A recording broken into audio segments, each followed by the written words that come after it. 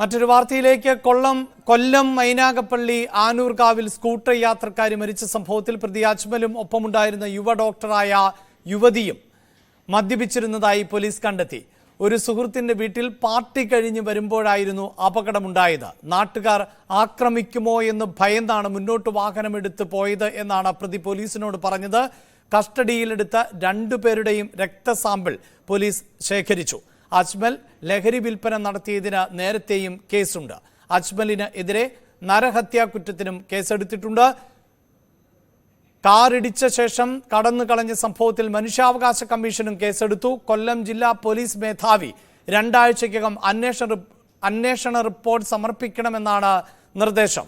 വിവരങ്ങളുമായി വിനേഷ് കൊട്ടാരക്കര ചേരുന്നുണ്ട്. വിനേഷ്, ഈ ദൃശ്യങ്ങളിൽ നിന്ന് വ്യക്തമാണ് അങ്ങേയറ്റം മനുഷ്യത്വമില്ലാത്ത ക്രൂരത തന്നെയാണിത്. കാരണം വാഹനം ഇടിക്കുക എന്നത് നമുക്ക് കുറ്റം പറയാനാകുന്ന ഒന്നല്ല. പക്ഷേ ഇടിച്ച ശേഷം വണ്ടി നിർത്താതെ ഒരു സ്ത്രീയുടെ ദേഹത്തുകൂടി കടന്നു പോകുന്ന സാഹചര്യമാണ് ഉണ്ടായത്. ഏത് തരത്തിലാണ് ഈ അപകടം സംഭവിച്ചത് എന്നാണ് മനസ്സിലാക്കുന്നത്? മദ്യലഹരിയിൽ തന്നെയായിരുന്നു ഈ വാഹനത്തിൽ ഉണ്ടായിരുന്നവർ എന്നതല്ലേ ഇപ്പോൾ വ്യക്തമാകുന്നത്?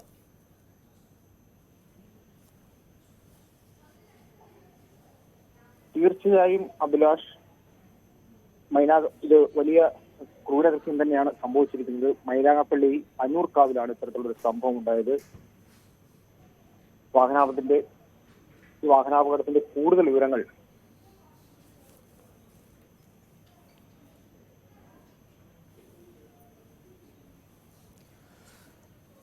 അതിക്രൂരമായ വാഹനാപകടമായിരുന്നു. വാഹനാപകടം എന്നതിനപ്പുറത്ത് വാഹനം ഇടിച്ച ശേഷം സ്ത്രീയുടെ ശരീരത്തിലൂടെ ആ വാഹനം കയറ്റിക്കൊണ്ടുപോയി എന്നുള്ളതാണ്.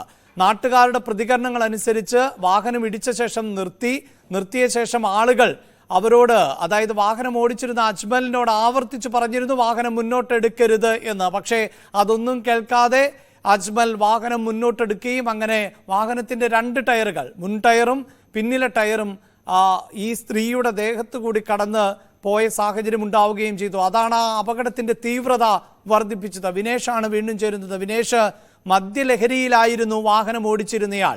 ഒപ്പമുണ്ടായിരുന്ന വനിതാ ഡോക്ടറും മദ്യപിച്ചിരുന്നു എന്നാണ് ഇപ്പോൾ മനസ്സിലാക്കുന്നത്. എന്താണ് കൂടുതൽ വിവരങ്ങൾ? അഭിലാഷ്, കൂടുതൽ വിവരങ്ങൾ തന്നെയാണ് ഇതുമായി ബന്ധപ്പെട്ട് പുറത്തു വന്നുകൊണ്ടിരിക്കുന്നത്. കഴിഞ്ഞ ദിവസം തന്നെ ഈ അജ്മലിനോടൊപ്പം ഉണ്ടായിരുന്ന യുവതിയെ പോലീസ് കസ്റ്റഡിയിൽ എടുത്തിരുന്നു. അവരുടെ മൊഴി നിർണായക മൊഴിയായിരുന്നു. ഇതേ തുടർന്നാണ് പോലീസ് കൃത്യമായി അന്വേഷണം ആരംഭിച്ചത്.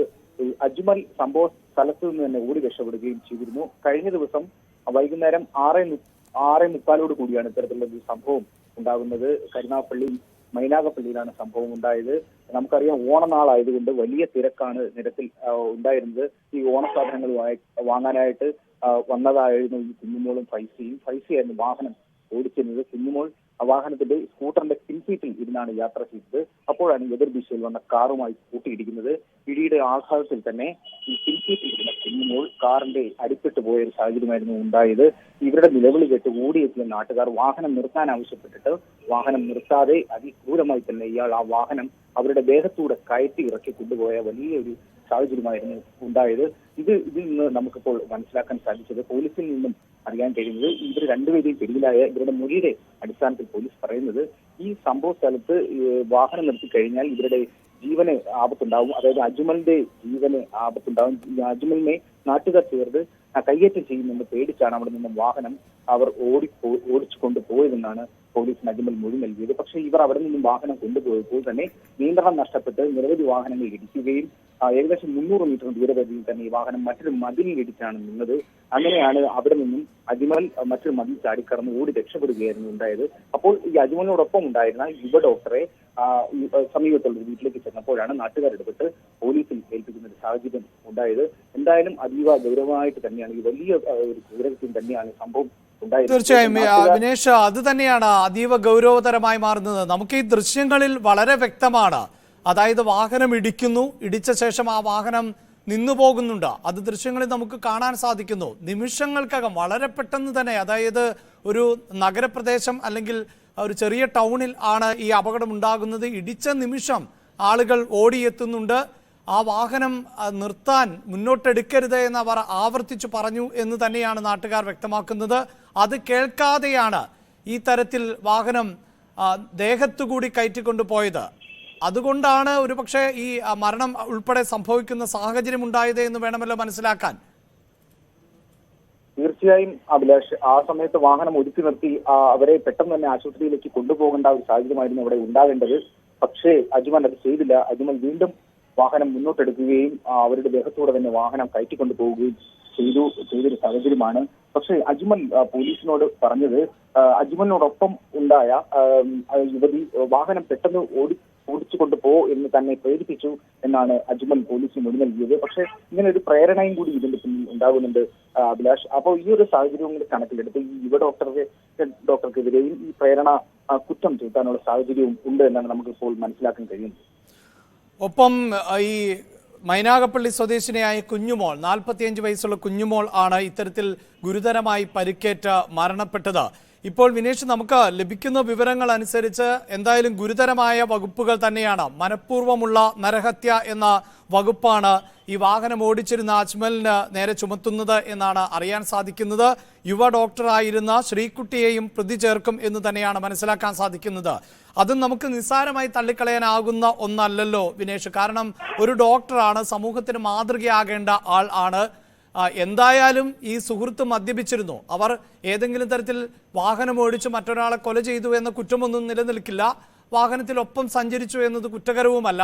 പക്ഷേ ഈ ഡ്രൈവർ മദ്യപിച്ചിട്ടുണ്ട്, സുഹൃത്ത് മദ്യപിച്ചിട്ടുണ്ട് എന്നത് വളരെ വ്യക്തമാണ്. അങ്ങനെ വാഹനം ഓടിക്കുന്നുവോ അത് തടയേണ്ടതോ അല്ലെങ്കിൽ ആ വാഹനത്തിൽ യാത്ര ചെയ്യാതിരിക്കുക എന്ന സാമാന്യമായ ബോധമോ ഒന്നുമില്ലാതെ പോകുന്നു. കാരണം യുവ ഡോക്ടറും മദ്യപിച്ചിരുന്നു എന്നാണ് മനസ്സിലാക്കാൻ പറ്റുന്നത്. എന്തായാലും ആ ഡോക്ടറെ ജോലി ചെയ്തിരുന്ന ആശുപത്രിയിൽ നിന്ന് പുറത്താക്കി എന്നുള്ളതാണ് മനസ്സിലാക്കാൻ സാധിക്കുന്നത്. ഇത്തരത്തിൽ വലിയ അനാസ്ഥയും ഗുരുതരമായ കുറ്റവും തന്നെയാണ് നമുക്ക് മനസ്സിലാക്കാൻ സാധിച്ചിട്ടുള്ളത്. ഒപ്പം മനുഷ്യാവകാശ കമ്മീഷൻ കേസെടുത്ത സാഹചര്യം കൂടിയാണ് ഉള്ളത്.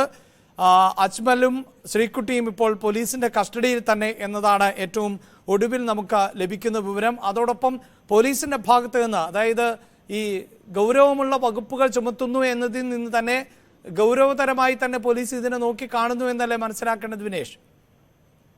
തീർച്ചയായും അഭിലാഷ്, അത്തരത്തിൽ തന്നെയാണ് നമുക്ക് മനസ്സിലാക്കാൻ സാധിക്കുന്നത്. കഴിഞ്ഞ ദിവസം തന്നെ അജ്മൽ രക്ഷപ്പെട്ടപ്പോൾ തന്നെ പോലീസ് അജ്മലിനെ പിടികൂടാനായിട്ടുള്ള വലിയ രീതിയിലുള്ള ശ്രമം നടത്തിയിരുന്നു. ജില്ലയുടെ വിവിധ ഭാഗങ്ങളിലായിട്ട് തന്നെ പോലീസ് തെരച്ചിൽ അന്വേഷണം നടത്തുന്ന ഒരു സാഹചര്യമായിരുന്നു. ഇന്ന് രാവിലെയാണ് അജ്മലിനെ പിടികൂടുന്നത്. അജ്മലിന്റെ മൊബൈൽ ഫോൺ ട്രേസ് ചെയ്താണ് പതാരത്തിൽ നിന്നും പിടികൂടുന്നത്.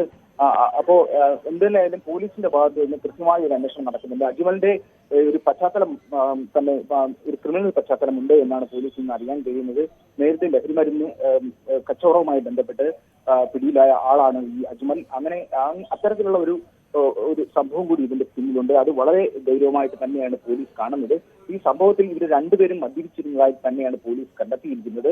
കഴിഞ്ഞ ദിവസം ഇവർ വാഹനത്തിൽ നിന്ന് മദ്യപിക്കുന്നതും ചില നാട്ടുകാർ കണ്ടതായിട്ടും പോലീസിന് മൊഴി നൽകിയിട്ടുണ്ട്. അപ്പോൾ ഈ യുവതി പോലീസിന് മൊഴി നൽകിയത് ഇവരുടെ ഒരു സുഹൃത്തിന്റെ പാർട്ടി, ഓണവുമായി ബന്ധപ്പെട്ട ഒരു പാർട്ടി കഴിഞ്ഞ്, അവിടെ മദ്യപാന പാർട്ടി കഴിഞ്ഞ് ഇവർ വരികയായിരുന്നു എന്നാണ് യുവതി പോലീസിന് മൊഴി നൽകിയത്. എന്തായാലും ഇത് വലിയ രീതിയിലുള്ള ഒരു കുറ്റകൃത്യം തന്നെയാണ് അഭിലാഷ് നടന്നിരിക്കുന്നത്.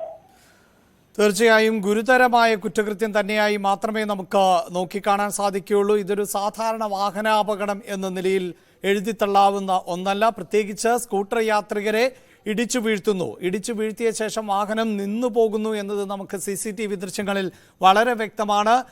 ഓടിക്കൂടിയ നാട്ടുകാർ വാഹനം മുന്നോട്ടെടുക്കരുത് എന്ന് രണ്ടുപേരോടും അഭ്യർത്ഥിച്ചിരുന്നു. പക്ഷേ അത് ഗൗനിക്കാതെ വാഹനം മുന്നോട്ടെടുക്കുകയാണ്. അങ്ങനെ മരണപ്പെട്ട സ്ത്രീയുടെ ദേഹത്തുകൂടി വാഹനം കയറിയിറങ്ങി. കുഞ്ഞുമോൾ എന്ന 45 വയസ്സുകാരിയുടെ ദേഹത്തുകൂടി വാഹനം കയറിയിറങ്ങുന്നത് നമുക്ക് ദൃശ്യങ്ങളിൽ കാണാൻ സാധിക്കുന്നുണ്ട്. അജ്മലിനെതിരെ, വാഹനം ഓടിച്ചിരുന്ന അജ്മലിന് എതിരെ ഇപ്പോൾ മനഃപൂർവ്വമുള്ള നരഹത്യ കുറ്റം ആണ് ചുമത്തിയിട്ടുള്ളത്. ഒപ്പമുണ്ടായിരുന്ന വനിതാ ഡോക്ടർ ശ്രീകുട്ടിയെയും കേസിൽ പ്രതി ചേർക്കും എന്ന് തന്നെയാണ് പ്രാഥമികമായി ലഭിക്കുന്ന വിവരം. കാരണം ഇരുവരും മദ്യപിച്ചിരുന്നു എന്നാണ് പോലീസ് വ്യക്തമാക്കുന്നത്. രണ്ടുപേരുടെയും രക്തസാമ്പിളുകൾ പോലീസ് ശേഖരിക്കുകയും വിശദമായി പരിശോധനയ്ക്ക് അയക്കുകയും ചെയ്തിട്ടുണ്ട്.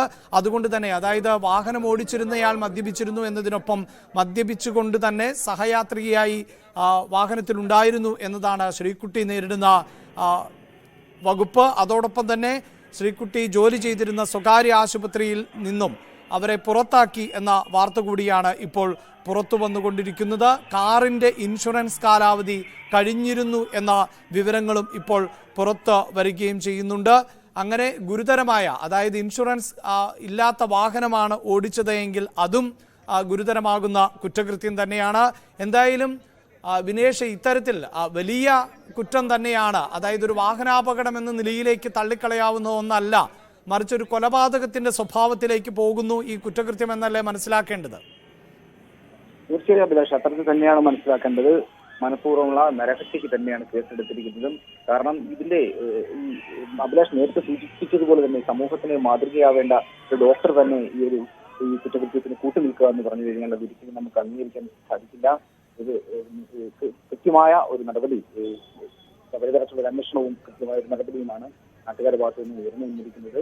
ഈ മരണപ്പെട്ട 45-കാരുടെ മൃതശരീരം ശാസ്താംകോട്ട മോർച്ചറിയിലാണ് ഇപ്പോൾ സൂക്ഷിച്ചിരിക്കുന്നത്. അഭിലാഷ്, മൈനാഗപ്പള്ളി ആനൂർക്കാവിൽ ആയിരുന്നു സ്കൂട്ടർ യാത്രികരെ വാഹനം ഇടിച്ചു വീഴ്ത്തിയത്. അതിനുശേഷം ശരീരത്തിലൂടെ കാർ കയറ്റിയിറക്കുന്ന സാഹചര്യം ആണ് ഉണ്ടായത്. ഇതിനെ തുടർന്നാണ് 45 വയസ്സുകാരിയായി കുഞ്ഞുമോൾ മരണപ്പെട്ടത്. കാർ ഡ്രൈവർ കരുനാഗപ്പള്ളി സ്വദേശി അജ്മൽ, അതോടൊപ്പം തന്നെ വാഹനത്തിൽ യാത്ര ചെയ്തിരുന്ന യുവ ഡോക്ടർ ശ്രീകുട്ടി എന്നിവരാണ് ഇപ്പോൾ പോലീസിന്റെ കസ്റ്റഡിയിൽ ഉള്ളത്. ഇരുവരും വാഹനം ഓടിച്ച അജ്മലും സഹയാത്രികയും മദ്യപിച്ചിരുന്നു എന്നാണ് വിവരം. വാഹനത്തിന്റെ ഇൻഷുറൻസ് കാലാവധി കഴിഞ്ഞിരുന്നു എന്നും വിവരം പുറത്തുവരുന്നു. വാഹനം ഇടിച്ച് നിന്ന ശേഷം വാഹനം മുന്നോട്ടെടുക്കരുത് എന്ന് ഒപ്പമുണ്ടായിരുന്നവർ അല്ലെങ്കിൽ സംഭവ സ്ഥലത്ത് കൂടിയവർ ഒക്കെ ഈ അജ്മലിനോട് ആവശ്യപ്പെട്ടിരുന്നു. പക്ഷേ അത് വകവയ്ക്കാതെ വാഹനം പിന്നീട് മുന്നോട്ടെടുക്കുകയായിരുന്നു. അങ്ങനെ ആണ് കുഞ്ഞുമോളുടെ ശരീരത്തിലൂടെ വാഹനത്തിൻ്റെ ഇരു ടയറുകളും കയറിയിറങ്ങിയ സംഭവം ഉണ്ടാകുന്നത്. ഇന്നലെ വൈകിട്ട് 5:45 കൂടിയായിരുന്നു ഈ അപകടം ഉണ്ടായത്. സ്കൂട്ടറിൽ ഉണ്ടായിരുന്ന സഹയാത്രിക്കാരിയും പരിക്കുകളോടെ ചികിത്സയിൽ തന്നെയാണ്. കരുനാഗപ്പള്ളിയിലെ സ്വകാര്യ ആശുപത്രിയിലെ ജീവനക്കാരിയായിരുന്നു വനിതാ ഡോക്ടർ. ഈ വനിതാ ഡോക്ടറെ ഇപ്പോൾ ജോലിയിൽ നിന്ന് പുറത്താക്കി പിരിച്ചുവിട്ടു എന്നുള്ള വിവരം കൂടിയാണ് ഏറ്റവും പുതുതായി ചേർക്കാനുള്ളത്. അതോടൊപ്പം തന്നെ മനുഷ്യാവകാശ കമ്മീഷൻ വിഷയത്തിൽ ഇടപെടുകയും ചെയ്തിട്ടുണ്ട്. പോലീസിനോട് റിപ്പോർട്ട് തേടുകയും ചെയ്തിട്ടുണ്ട്. മനഃപൂർവ്വമുള്ള നരഹത്യ എന്ന വകുപ്പ് അടക്കം ചുമത്തിക്കൊണ്ടാണ് കേസ് എടുത്തിട്ടുള്ളത് എന്നാണ് മനസ്സിലാക്കാൻ സാധിക്കുന്നത്. കാരണം വാഹനം ഇടിച്ചതിന് ശേഷം ഈ അജ്മൽ നിർത്താതെ പോകുന്നു. നമുക്ക് ദൃശ്യങ്ങളിൽ തന്നെ കാണാൻ സാധിക്കുന്നു. ചെറിയ അപകടമല്ല ഉണ്ടായത്, പക്ഷേ സ്കൂട്ടർ വളച്ച് റോഡിലേക്ക് കയറ്റുന്ന ഒരു സാഹചര്യമാണ്. അതിനെ പൂർണ്ണമായും നമുക്ക് കാർ ഡ്രൈവറെ കുറ്റം പറയാനാകില്ല. കാർ ഓവർ സ്പീഡിലായിരുന്നു എന്നതൊന്നും വ്യക്തമല്ല. പക്ഷേ അങ്ങനെ ഒരു അപകടമുണ്ടാകുമ്പോൾ പോലും അതിനുശേഷം ആ വാഹനം നിർത്താനോ അല്ലെങ്കിൽ നാട്ടുകാർ പറഞ്ഞതുപോലെ മുന്നോട്ടെടുക്കരുത് എന്നത് കേൾക്കാനോ ഒന്നും തയ്യാറായില്ല. മദ്യലഹരിയിൽ ആയിരുന്നത് കൊണ്ട് തന്നെ ആളുകൾ ഉപദ്രവിച്ചാലോ എന്ന ഭയമുണ്ടായിരുന്നു എന്നാണ് ഇപ്പോൾ അജ്മൽ പ്രാഥമികമായി പോലീസിനോട് വ്യക്തമാക്കിയിട്ടുള്ളത്. പക്ഷേ അജ്മലിൻ്റെ ചരിത്രം പരിശോധിക്കുമ്പോൾ ഇതിനു മുമ്പും ഇത്തരത്തിൽ മദ്യപിച്ച് അല്ലെങ്കിൽ ലഹരി വസ്തുക്കൾ ഉപയോഗിച്ചതിനൊക്കെ കേസ് നേരിടുന്ന ഒരു വ്യക്തിയാണ് അജ്മൽ എന്ന് തന്നെയാണ് മനസ്സിലാക്കാൻ സാധിക്കുന്നത്.